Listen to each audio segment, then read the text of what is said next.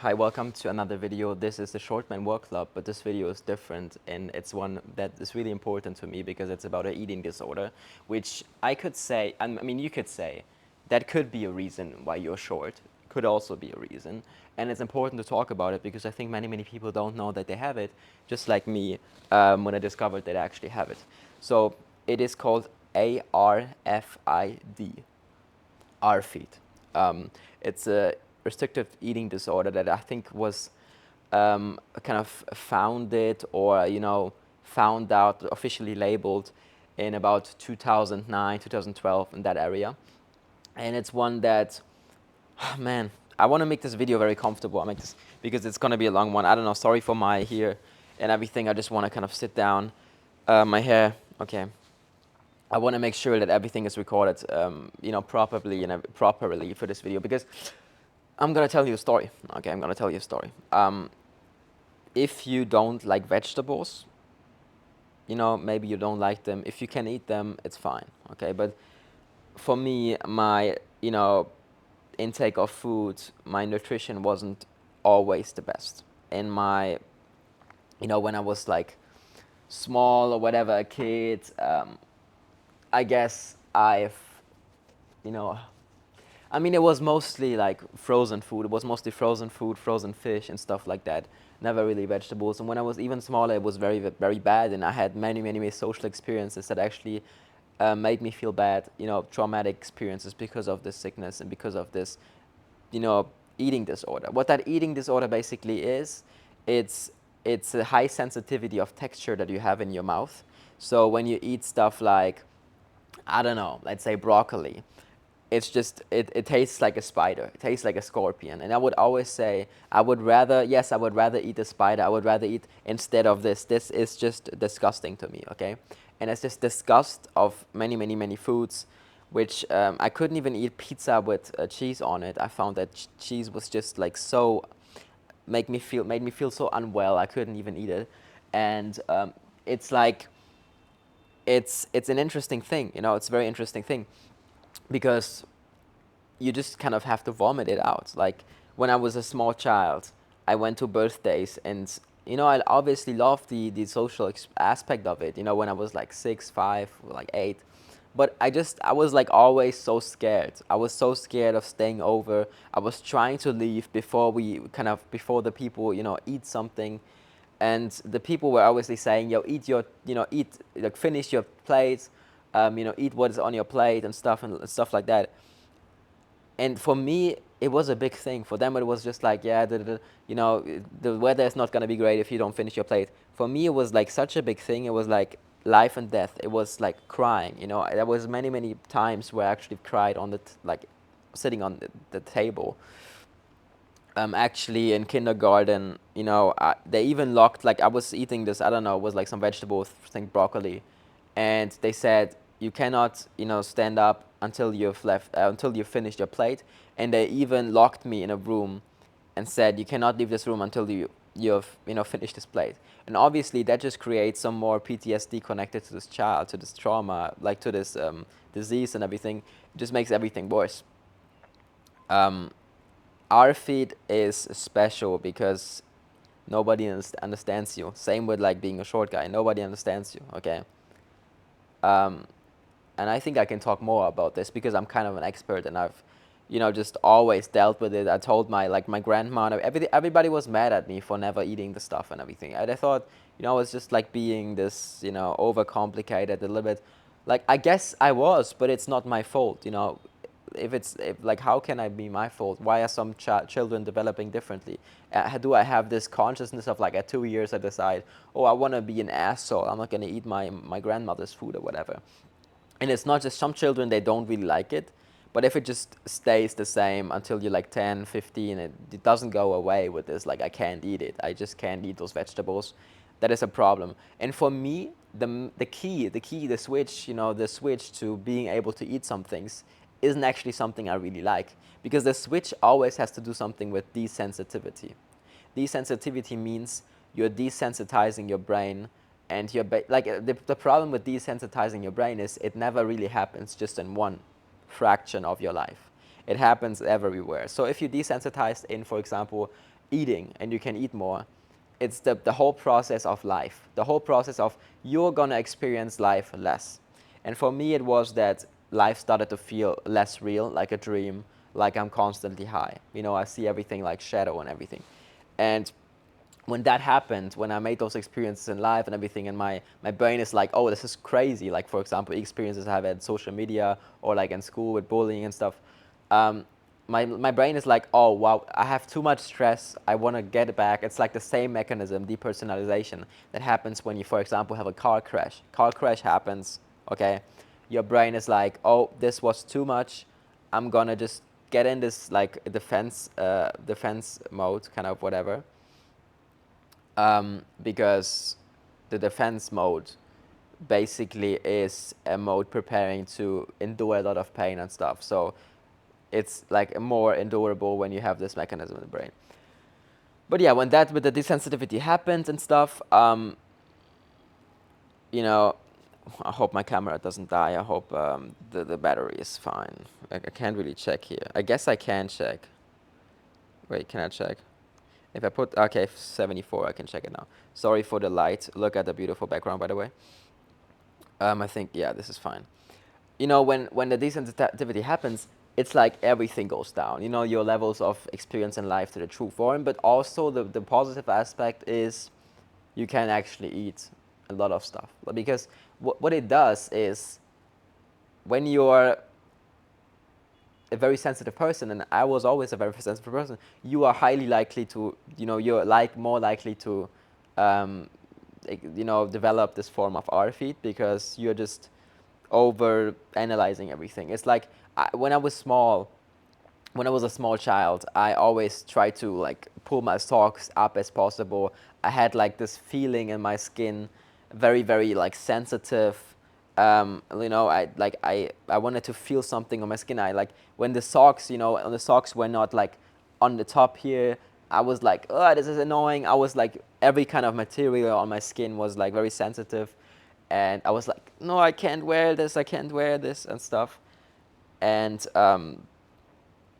you know, it's like desensitive, like it's probably one of the most important aspects of life, like getting desensitized, and nobody actually talks about it because that's the key. That's the key to being able to do bigger things. Because I think we know the saying of, um, if you know more, you have less fun. If you're smarter, you have less fun.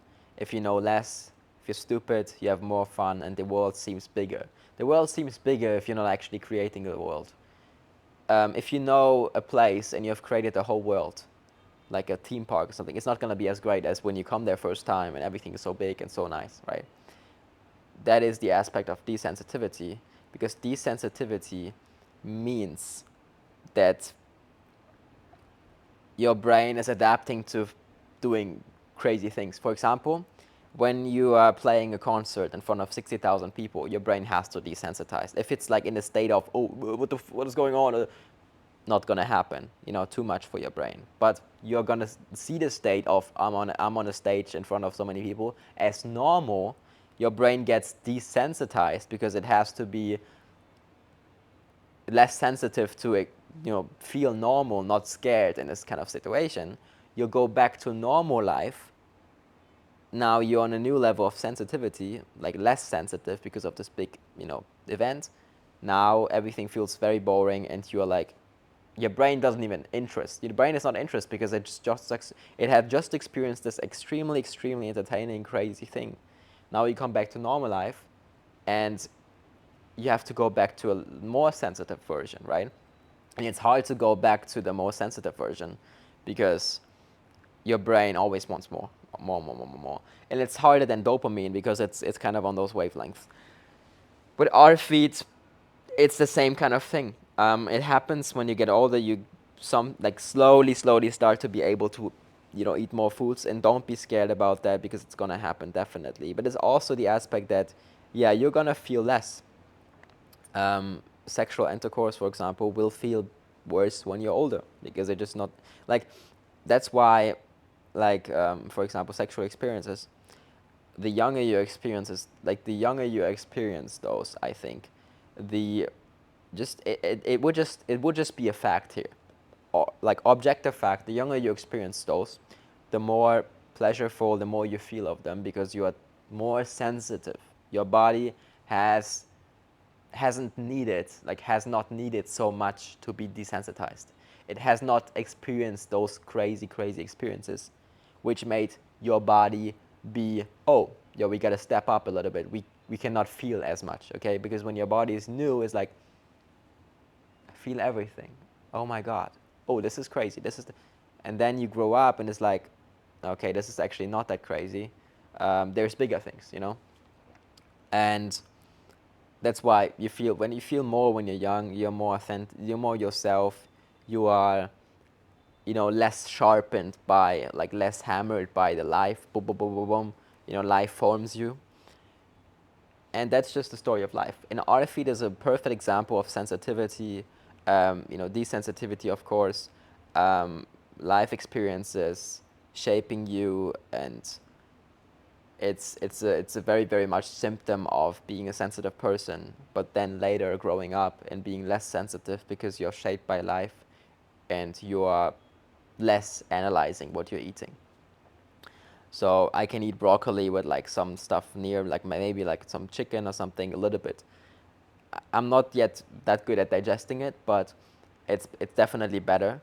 And if you want to get better with ARFID and kind of with those eating disorder, with this specific eating disorder, what I would suggest you is to just wait, be patient, be open, and the one only thing that you can actually do is change your connection to the food. Try to go into something like the health environment. Try to go and see the benefits, the nutrition, and make your brain like stimulate your brain into realizing that. Get your brain used to that the apple is very healthy for you. Even the skin is very good for you and stuff like that.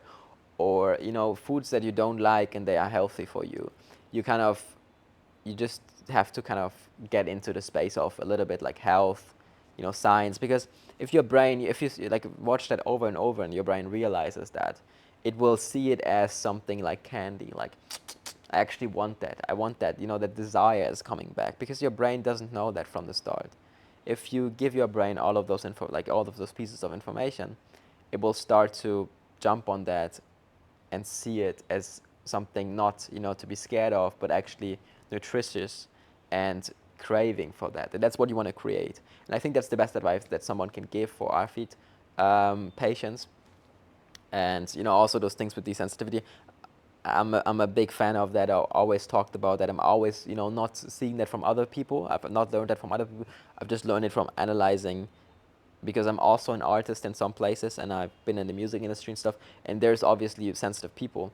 They don't have these, like, I don't know if they don't have ARFID, but I do have it, and I also know a lot about sensitive people, and how they act, how they can, endure life, and how they are developing through the years. It's definitely harder in some places because you need that social, like, it depends what kind of person you are, right? There's many genetical fields that decide what careers, what kind of traits, or you can also like train, but what traits would fit you. There's people that are born that are perfect for today's society. They have something genetically in their brain and IQ and stuff like that. Let's say engineering skills and like haptic, like very, very haptic thinking, tactical thinking, strategic thinking. That person may be tend to be more successful financially also in this today's world. And I just like to see things very, very practical, clearly. I don't want to split and split society, or like some people are against that genetical talk, and they are like, this is dangerous and stuff, but it's not about that. We are still unique, and everybody, like, I don't want to create a difference. I just want to say that genetics do decide a lot, sensitivity decides a lot, and all of those traits come together and they basically form a foundation of what you are able to do in life. And you can also, enhance those skills, level bars and stuff. So I hope you appreciated this video. I hope you liked this video. Um, I've just done it because I think it's important, and I record videos every day, as always. Anyways, I'm building the Short Man Work Club, which is a community, basically a high up scale that we want to scale for short men, to get them a little bit of leverage in this world where the kind of put down, so supporting each other, helping each other, you know, creating that leverage for the short man. I think that's very important. As I said, appreciate you for watching. I'll see you in another video. Leave a comment if you want to do that. Bye bye.